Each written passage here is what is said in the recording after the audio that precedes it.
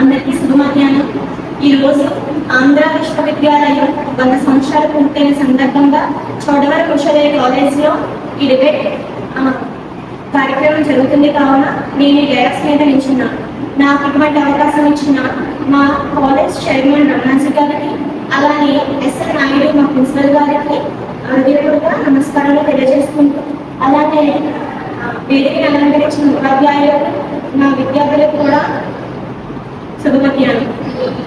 చెప్పబోయే టాపిక్ ఏంటంటే దేశాభివృద్ధిలో ఆంధ్ర యూనివర్సిటీ యొక్క పాత్ర.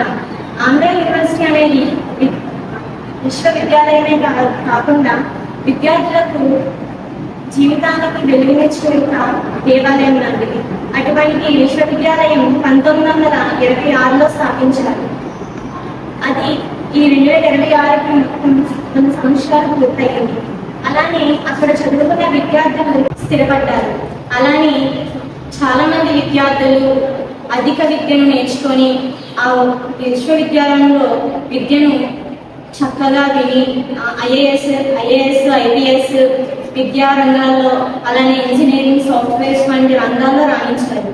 అక్కడ తగినటువంటి సదుపాయాలు, ఇంటర్న్షిప్స్, అలానే ప్రాక్టీస్ ద్వారా విద్యార్థులకు విద్యా బోధన చక్కగా అందించారు.